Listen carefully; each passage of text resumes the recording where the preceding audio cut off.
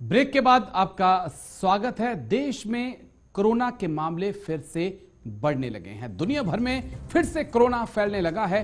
इसको लेकर बातचीत करेंगे। डॉक्टर हमारे साथ जुड़ने वाले हैं, लेकिन पहले बड़ी खबर, उसके बाद कुछ जरूरी आंकड़े।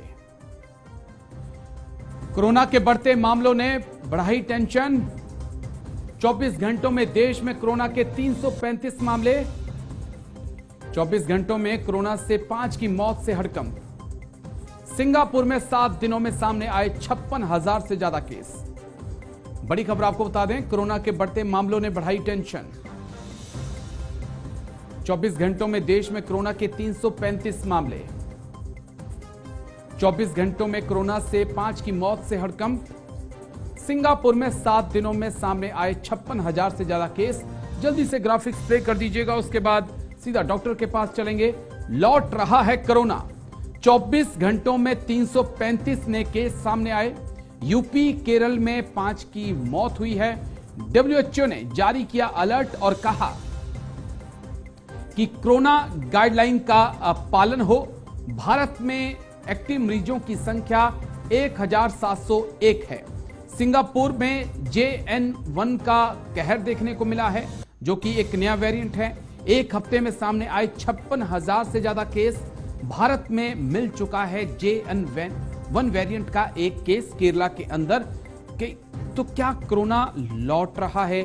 डब्ल्यूएचओ यहां पे गाइडलाइन जारी कर रहा है, लेकिन यही डब्ल्यूएचओ कह रहा था कि कोरोना अब जा चुका है। इसी की तरफ से घोषणा की गई थी, लेकिन कोरोना फिर आ रहा है। हालात सिंगापुर में खराब हैं। भारत में 5 लोगों की मौत हो चुकी है। 335 से ज्यादा मामले सामने आए हैं। कई सवाल हैं जिसे हम समझने की कोशिश करेंगे। डॉक्टर नरेश चावला हमारे साथ जुड़ चुके हैं, वाइस प्रेसिडेंट DMC हैं हमारे साथ। सर बहुत बहुत शुक्रिया सर, थैंक यू, जय हिंद। डॉक्टर नरेश चावला, लंबे दिनों बाद मुलाकात हुई, और मुलाकात भी ऐसे मोड़ पे जब कोरोना फिर लौट के आया। शुक्रिया आपका समय देने के लिए। हम कैसे देखें सर? मैं जो आंकड़े बढ़ रहे हैं उस पे मैं जाऊंगा, उसको भी समझूंगा, लेकिन पहले मैं डब्ल्यूएचओ को लेकर आपसे सवाल करने वाला हूं कि यही डब्ल्यूएचओ चंद महीनों पहले कह रहा था कि कोरोना जा चुका है, दी एंड हो गया उसका, लेकिन आज वही अलर्ट भी जारी कर रहा है। सर कैसे देखें हम? क्या अनुमान नहीं लगा पाया डब्ल्यूएचओ कि ये लौट के आएगा जैसा कि कहा जाता है? देखिए, इसमें कोई शक नहीं है, डब्ल्यूएचओ वही हमें इन्फॉर्म करेगा जो उसको इनपुट्स मिलेंगी।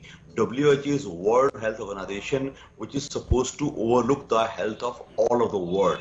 आज से कुछ दिन पहले मुझे अच्छी याद है कि आपकी चैनल पे भी हमने बात की थी कि चाइना में, नॉर्दर्न चाइना में बच्चों में एक नया वेरिएंट था जो H9N2 था, उसकी बात सुनी थी। अब हम बात कर रहे हैं, कुछ केरला में तो केस आइडेंटिफाई भी हुआ है और कुछ डेथ्स हैं, जो कि 5 डेथ ओवर। नंबर 2, 335 केसेस, जहां आपको याद होगा कि हम एक दिन में 5 से 6 लाख केस पर डे होते थे। तो कोरोना का नाम सुनते ही ना सबके ना दिलो दिमाग पे ना एकदम दहशत आ जाती है। दहशत का मतलब दहशत ही है कि वो दहशत ऐसी थी कि पहले थोड़ा, फिर बढ़ा, फिर बढ़ा, फिर बढ़ा, फिर इतना बढ़ा कि लगा था कि पूरी परले आने वाली है। तो उसको दिमाग में रखते हुए तो जो भी मैं अब कहने वाला हूं वो बड़ा केयरफुली कहने वाला हूं। फर्स्ट थिंग, अभी तक जो स्थिति है, नथिंग टू वरी पर से, but that nothing to worry per se does not mean कि we become negligent। हम लोग ना ध्यान नहीं देते हैं, हम प्रिकॉशंस नहीं लेते हैं, सिर्फ डरते हैं और पैनिक बिना करते हैं। मुझे याद है जो कोरोना का सेकंड वेव था अप्रैल 2021 में, उसमें इतना पैनिकी हुआ था, जितनी बीमारी थी उससे 10 गुना ज्यादा पैनिकीपना आ गया था। तो आपके चैनल के माध्यम से आम व्यूअर्स को I would still say nothing to worry, yes, but चूंकि India has a big country of 1.4 billion people, Singapore की पॉपुलेशन 2.5 करोड़ से ऊपर नहीं है। आप सोच के देखिए, वहां अगर 50,000 केस हो गए हैं तो इंडिया में पर से टेस्टिंग एज ए रूटीन बंद हो चुकी है।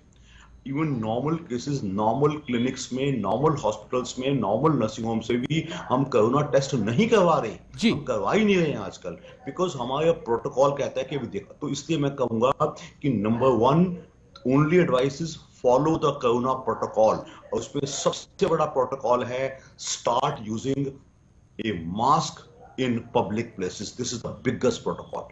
सेकंड प्रोटोकॉल जो हम हमेशा कहते आए हैं, सोशल डिस्टेंसिंग मेंटेन करना कोई जरूरत नहीं है. It should be a part of our mannerism, it should be a part of our शिष्टाचार. और नंबर 3 हमारा हैंड वॉश. अगर हम ये 3 चीजें अपना लेते हैं तो Rajesh, practically we have half the battle won. हमारी आधी जंग हम जीत चुके हैं. बाकी बातें कि टेस्टिंग करवाना ना करवाना, ये तो गवर्नमेंट ने भी, Indian government, the health minister एक एडवाइजरी जारी की थी आज से 10-12 दिन पहले. वो शायद आज भी चल रही है. अब स्टेट्स में फॉर एग्जांपल यूपी ने अलग कर दिया, केरला ने अलग कर दिया, क्योंकि India as a huge nation, कितने लोग बाहर जाते हैं, कितने अंदर आते हैं, उनको देखते हुए हमें we'll have to maintain a vigil at our airports. Plus testing धीरे धीरे बढ़ानी पड़ेगी. ये हम ज्यादा तब कह पाएंगे जब हम जैसे जैसे हमें स्थिति पता चलेगी. मैं 2 चीजें और आपसे समझना चाहता हूं सर. एक, सर्दियों का मौसम है, सर्दियां पिछले कहें तो एक हफ्ते से थोड़ी तेज बढ़ी है सर्दी, जिस तरीके से बढ़ी है, तो क्या एक वो कारण हो सकता है? लेकिन जब मैं केरला की तरफ देखता हूं तो अच्छे से पता है कि वहां पर इतनी सर्दी नहीं पड़ती. तो किस लिहाज से मैं इस वायरस को देखूं? और ये जो 5 डेथ हुई है, मुझे लगता है कि एक ज्यादा कंसर्न ये है. और जब ये खबर आई तो न्यूज रूम में हम बात कर रहे थे, मेरे कई सहयोगी बोल रहे थे सर उनका उस वैक्सीन का क्या हुआ जो हमें 2 डोज 3 डोज लगे हुए हैं, क्या वो वाकई में इस वक्त कारगर हैं या वो अब किसी काम की नहीं रही? डॉक्टर साहब, पहला जो सवाल था कि 5 deaths, I already tell you, एक होता है कि डेथ ओनली ड्यू टू कोविड-19, एक होता है पेशेंट जो पहले था वो ऐसी टर्मिनल स्टेज पे होता है, किसी दूसरी बीमारी का शिकार पहले से होता है, और किसी भी इन्फेक्शन, चाहे वो वायरस इन्फेक्शन से भी हो सकता है और कोविड-19 से भी हो सकता है, उसकी डेथ प्रेसिपिटेट हो गई. सो आई बिलीव, हालांकि मुझे पूरी जानकारी नहीं है, बट आई वुड स्टिल से मोस्टली डेथ्स ऐसी हैं जो कि पहले ही कॉम्प्रोमाइज्ड हेल्थ में थे. नंबर 1. नंबर 2, जो आपने वैक्सीन की बात की, तो हमें 2 डोज लगे हुए ऑलमोस्ट अब साल तो होने वाला है. वो जो 3rd डोज थी वो पिछले साल नवंबर के आसपास लगनी चाहिए थी. 100 में से 99% लोगों ने अब जो लास्ट डोज 3rd डोज लगवाई ही नहीं है.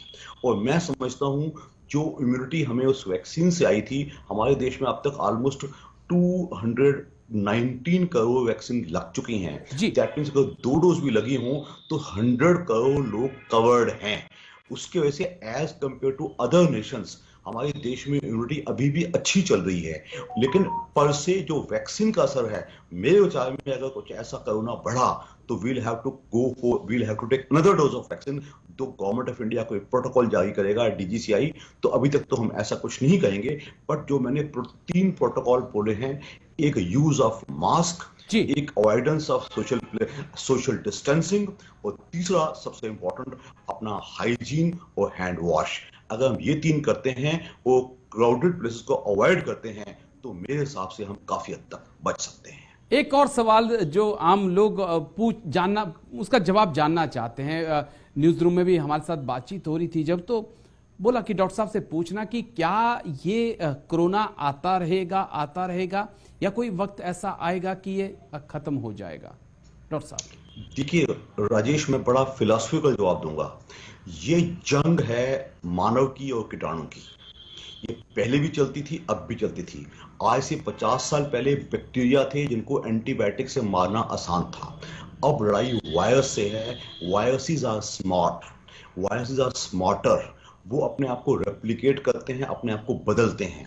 तो मैं कहूंगा कि वेदर इट इज कोरोना और it is some another corona, some another virus, जंग अभी खत्म नहीं होगी. पूरी दुनिया के लोगों को, including India and every part of the world, चाहे वो डेवलप्ड वेस्टर्न वर्ल्ड हो, चाहे वो एशिया हो, चाहे वो अफ्रीका हो, सबको अपना बचाव वो अपना सीखना पड़ेगा, इम्यूनिटी बढ़ानी पड़ेगी. और कोरोना प्रोटोकॉल, जिससे न केवल हम कोरोना से बचते हैं, दूसरी बीमारियों से बचते हैं, उसको अपनाना पड़ेगा. ठीक है, चलिए, बहुत बहुत शुक्रिया डॉक्टर नरेश चावला आपका जुड़ने के लिए, तमाम बारीकियों से समझाने के लिए, इतने अच्छे से समझाने के लिए कि क्या कुछ करना है. तो कोरोना लौट चुका है, लेकिन डॉक्टर नरेश चावला ने जो कहा वो प्रधानमंत्री मोदी ने भी एक बार कहा था कि 2 गज की दूरी और मास्क है जरूरी. तो ये मंत्र अगर आप अपना लोगे तो समझिए कोरोना को हरा दोगे. वक्त छोटे से ब्रेक का, जल्द हाजिर होंगे.